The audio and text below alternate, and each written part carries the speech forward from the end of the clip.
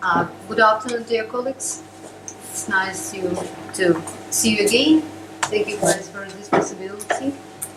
And I'm glad to present, let's say, preliminary results of our common project with Professor Patel and my Ukrainian colleagues from Kiev Microsurgery Center and National Medical Academy, where I work. So, when pioneers of ophthalmology and optics look at the cornea, they decided anterior and posterior corneal surfaces to be concentric. And that's why posterior surface radius could be calculated just by subtracting the corneal thickness from the anterior surface radius. That's why for anterior surface radius of 7.7 millimeter, posterior surface radius would be 7.2 millimeter according to them. So posterior surface of the cornea decided to have very little hypotency and effects on the refraction and optical properties of them. But when it came to actually measure posterior posterior surface radius, it turned out to be much less than 7.2 millimeters, as we can see from this slide. Yes, cornea is a lens, it's a negative lens, and interestingly, how much does the change of the posterior surface radius would affect the change of the refraction? As we can see at this, look at this slide, we can see that in theory, 1 millimeter change of the back surface radius will go to difference in refraction about 1.5 diopter. It's true for phakic and pseudophakic eyes. But interestingly, what if the change occurred just along one meridian of the posterior surface? And what would be the effect on the total astigmatism of the cornea? And finally, is the posterior surface actually astigmatic? And very practical question. Is it so important to measure, to assess, to evaluate posterior surface of the cornea just for cataract surgery? Nevertheless, of a lot of papers according to this topic, it's still a hot potato. Because according to one author, yes, obviously, it's very important. But according to others, it's not important or have little importance. But don't make any premature judgment. I think since the two questions we should answer nowadays is posterior surface actually astigmatic? And by how much would posterior surface of the cornea change after the phakic emulsification? And there were two questions which we actually stood behind of us and tried to find out and even more. So, astigmatism of both surfaces of the cornea at the central 3 and 4 millimeter central zones were evaluated by OPSCAN keratotopography prior to and 2 months after the surgery.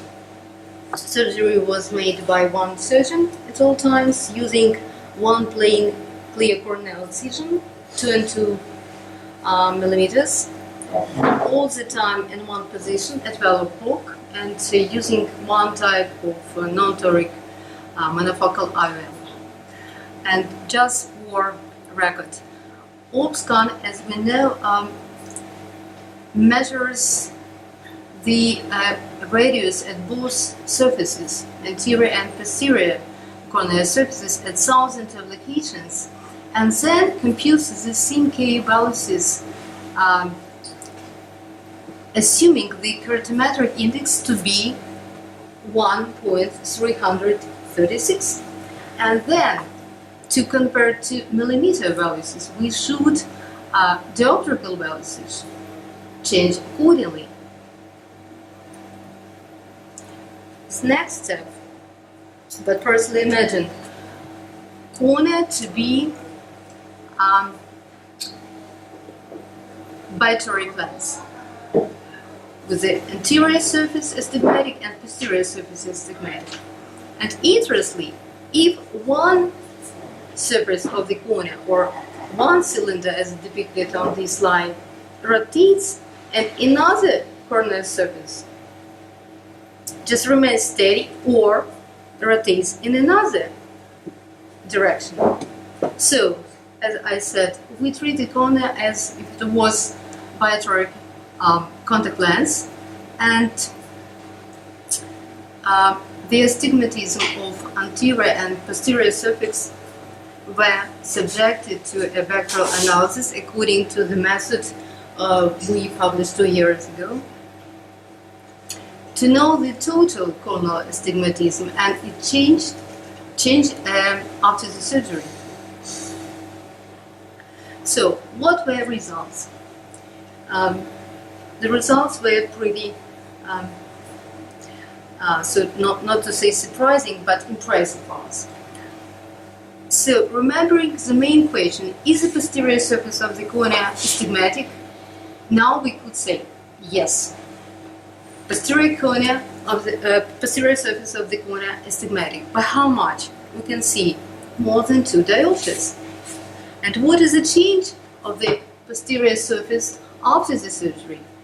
We can see around 0.75 diopters.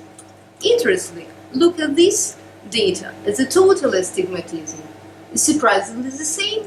Just look, little more than 2 diopters before the surgery and more around 0.86 diopters. The similar data. Look at this graph. It shows the change between the of the posterior corneal astigmatism marked in blue and the total astigmatism marked in orange. The similar results. And taking into account the anterior surface in our study remained unchanged, we can see that posterior surface is a main influencer. So yes, corneal is a astigmatic lens which became much more astigmatic after the surgery. What these graphs tell us? These graphs tell us the correlation between the change of the total corneal astigmatism and the preoperative total astigmatism. We see the strong correlation between these two substances actually. So the more cornea astigmatic before the surgery, the more it becomes astigmatic after the surgery. Look at the similarity with the posterior surface.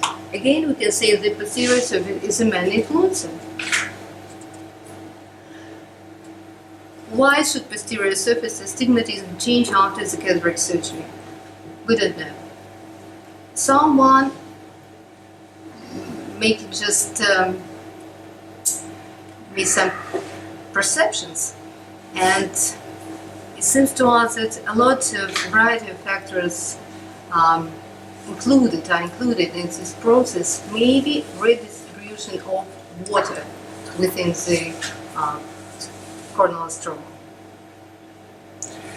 And as it was said earlier, 1 millimeter change of around 1 millimeter in the posterior surface radius is equivalent to 1.5 diopter in refraction, correcting to Earth-scan keratometric index 1.336.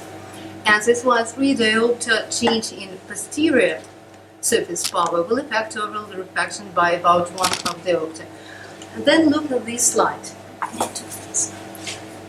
If you look at this slide attentively, we can see that 4 points of overall, 4 points of overall 37 points. That's why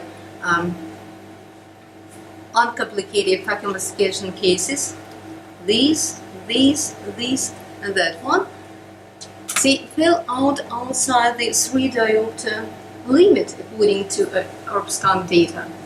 So what it tells us? It tells us that the change in the posterior surface astigmatism was more than 3 diopter. Or in other words, we can say that the change, and what about, by the way, is 4 cases, is substituted more than 10%, precisely 10.8%. So approximately 11% of all uncomplicated phaco mastication cases have unexpected refractive astigmatism due to the change of the posterior surface. The surface we have ignored and have a little control over. Thank you.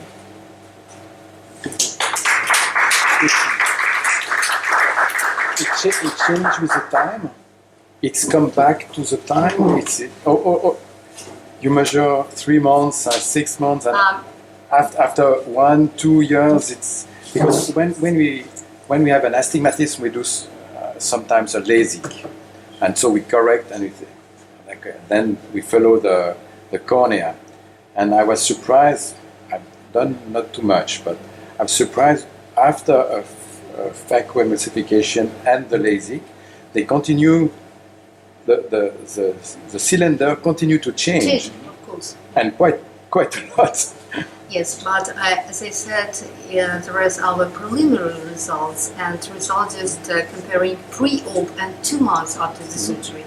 Now we have data of more than 100 cases, and we measured the first month, the second, and the third, and we'll see what will happen. Larysa, in your study, you did all your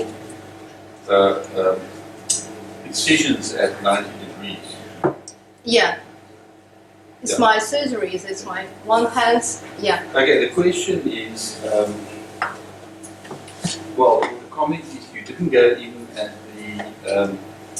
the point of total corneal astigmatism. What? Just if you go in at where the total corneal astigmatism is, because the posterior and the anterior surface might be like that. Yes. But the real axis might be oblique. And if you've gone in that case, so the question is if you would really get the same effect, because if you're going at 90 degrees, maybe there's more astigmatism against the rule. As in some studies, if you look at some studies, you will see that yes. the posterior surface is more astigmatism against the rule. So if you're going in with the rule, of course you're going to increase it. So I got it. Yes, I got it. Your point, but it was intentional not to just one meridian at all times, just according to tradition and just conditions I have in my operating room. 3 microscopes and 3 surgeons simultaneously. That's why I have no possibility to have some temporal antecedents and other things. So we just have chosen this meridian. But who knows, we will do the study and tell you then. Good. If we now swap over to the next speaker, is there any other No comments? questions. Thank you. Very well. Okay.